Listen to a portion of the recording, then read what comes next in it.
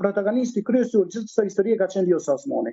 Zotri Kurti ka synuar dhe po synon që me zonjën Vjosa Osmani të dalë prapë në zgjedhjet nacionale për të rritur përqindjen e votave të tij. Prandaj edhe Vjosa në anën tjetër ka interes për të mbështetur tek vetëvendosja, sepse e di se me vetëvendosjen mundësi që të marrë një mandat i më të mëdha në krahasim me partitë e tjera, kështu që zonja Osmani ka bërë një favor zotrit Kurti me këtë rast. Pra është një favor duke interpretuar ligjin, mirë po ka edhe një interpretim tjetër. Pikërisht pra, dhe kjo gjë krijon konfuzion. Në momentin kur e mandaton duhet i ketë 61 nënshkrime, pra që për të siguruar që i ka numrat e nevojshëm.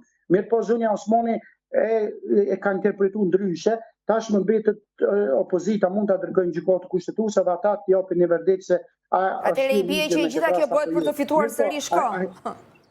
Mirë po ajo që dihet Fjori është që zonja Osmani ka këtu një favor vetëvendosjes. Pra po shihet një lloj flirti i hapur mes vetëvendosjes dhe Vjosa Osmani. Pra Albin Kurti me Vjosën po flirtojnë politikisht dhe kjo nuk ka asnjë diskutim. Në këtë moment, në këtë kuptim unë parashikoj që para se skadoj mandati zonjës Osmani, ajo ta lë mandatin pak para kohe. Do të riqet. Po do të riqet për dalë zbosku me zotrin Kurti në fushatë për të kërkuar. Prandaj zotri Kurti e ka nominuar Glau Konjucën për dy arsye.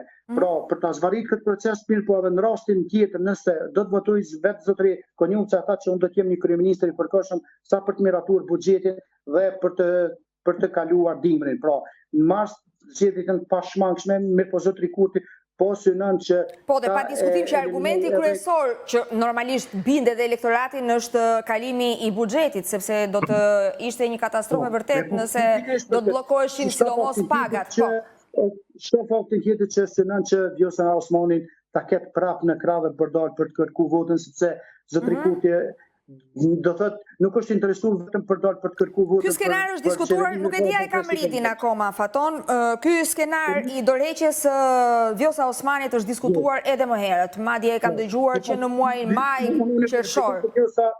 Vjosa do të jetë dorëheqje pak para se me skadu mandati dhe do del me zotrin Kurti bashkë në zgjedhje. Ky pra skenari që nuk thuhet mirë po është diskutuar, po them që është diskutuar që në maj qershor dhe unë e mbaj mend shumë mirë me...